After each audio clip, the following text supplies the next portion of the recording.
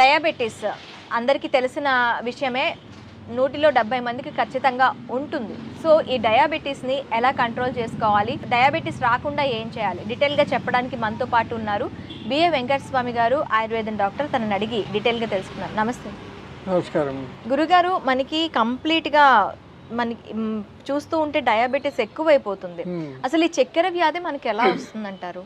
చాలా పర్సెంటేజ్ ఎక్కువ మందికి ఈ డయాబెటీస్ అంటే షుగర్ వ్యాధి. 10 మందిలో 5 మందికి షుగర్ వ్యాధి ఉంది.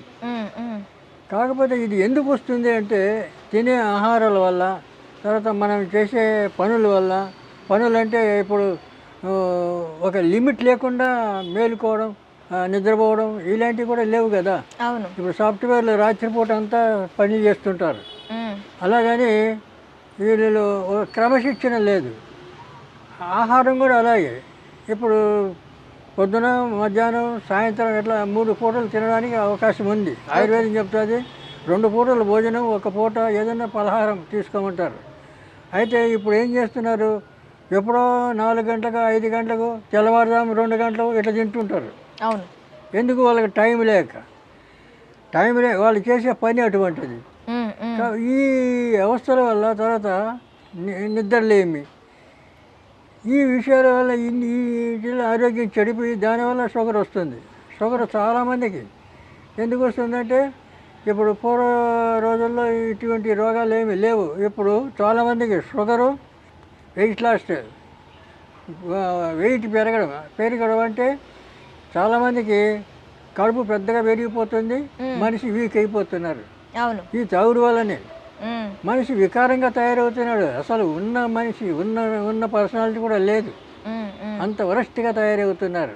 ఎందుకంటే అలవాట్లు మంచి లేక తాగుడుగా అలవాటు పడి తర్వాత ఎప్పుడంటే అప్పుడు తినడం, ఎప్పుడంటే అప్పుడు నిద్రపోవడం, ఎప్పుడంటే అక్కడ పడుకోవడం, ఎప్పుడంటే తిరగడం, ఇలాంటి క్రమశిక్షణ లేకుండా జీవితం. ఈ అలవాట్ల వల్లనే ఈ లేనిపోయిన రోగాలన్నీ వస్తున్నాయి. రెండవది ఈ మాంసాహారంతో కూడా ఎక్కువ చెప్పలేని రోగాలు వస్తున్నాయి. మాంసాహారం కానీ మాంసాహారం కూడా ఎక్కువ తినేవాళ్ళు ఎక్కువైపోయినారు. ఇవన్నీ మానేసి కాస్త సాత్విక ఆహారం అంటే పూర్వ రోజుల్లో ఇంత విచ్చలవిడిగా ఉండేది కాదు. కానీ ఇప్పుడు మాంసాహారం కూడా కలిసినే. అప్పుడు మాంసాహారం కూడా చాలా నీట్గా ఉండేది ఆ పూర్వం తినే వాళ్ళంతా. ఇప్పుడు అలాంటి లేదు. ప్రతిదీ A to Z కల్తీ. పాలు తీసుకోండి, తర్వాత మాంసం తీసుకోండి, అంటే కూరగాయలు తీసుకోండి. కూరగాయలు కూడా ఈ కెమికల్, ఈ పౌడర్లు చల్లి కదా పండిస్తున్నారు. అవును. కాబట్టి అక్కడ కూడా ఇప్పుడు కొబ్బరి నీళ్ళు శ్రేష్టంగా ఉంటాయంటారు. కొబ్బరి చెట్ల కింద పాదులు తీసి ఆ పాదుల్లో పౌడర్ వేస్తారు, కెమికల్. తొందరగా కాయలు పెద్దగా కావాలి, నీళ్ళు ఎక్కువ కావాలని, తొందరగా కాయాలని కొబ్బరి చెట్లుగా. అంటే ఇప్పుడు కొబ్బరి నీళ్ళు తాగితే టేస్ట్ ఉండదు, తీయగా ఉండవు, ఏదో పుల్లగా ఎటగా ఎటో ఈ కారం పుడుతుంది.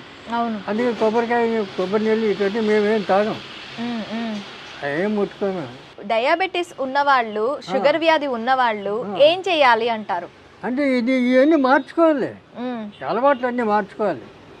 పొద్దున పూట లైట్గా టిఫిన్ చేయడం, తర్వాత మధ్యాహ్నం 1 గంట లోపు అంటే 12, 1 గంట లోపల భోజనం చేయడం, రాత్రికి 8 లోపల భోజనం చేయడం, ఇలాంటి అలవాట్లు పెట్టుకుంటే ఈ రోగాలు చాలా వరకు తగ్గించుకోవచ్చు.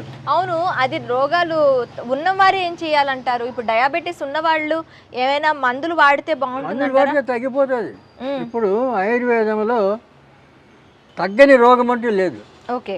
ఏ రోగానికైనా మందులు ఆయుర్వేదంలో ఉన్నాయి.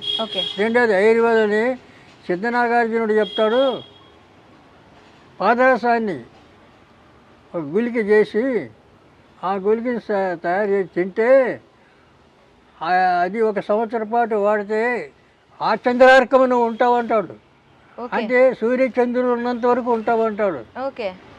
ఆయుష్ పెరుగుతుంది. ఎందుకంటే మన పూర్వీకులు 10,000 సంవత్సరాలు తపస్సులు చేశారు అంటాడు, మనం చదువుతున్నాం కదా. అవును. మరి వాళ్ళంతా ఎట్లా బతికారు? కానీ మనం ఇప్పుడు 50 ఏళ్ళు బతకడానికి కష్టమైపోతుంది. అవును. కాబట్టి ఈ అలవాట్లన్నీ మానుకోవాలి.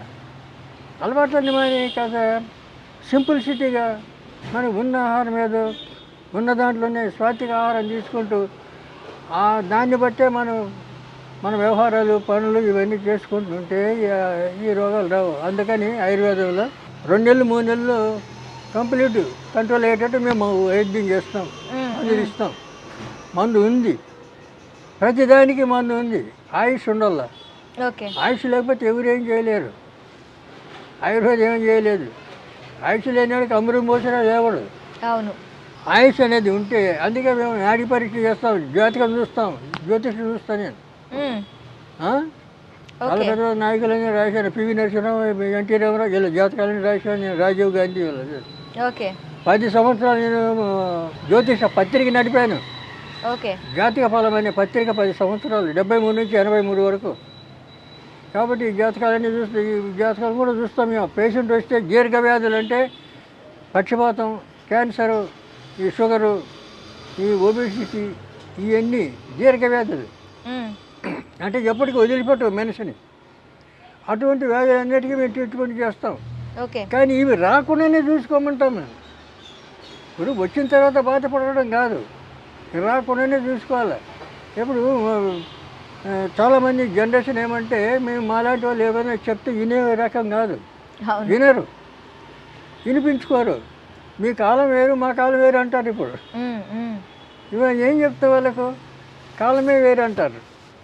అందువల్ల ఈ రకంగా అలవాట్ల వల్లనే ఈ షుగర్ వస్తుంది. షుగర్కు మేము మానేస్తాం. కానీ కొన్ని చెట్టు చెప్తాను, అవి వాడుకోవచ్చు. అతిబల రోజు 2 ఆకులు తినాలి. ఓకే. అటు సుమారు 2-3 నెలలు తినాలి.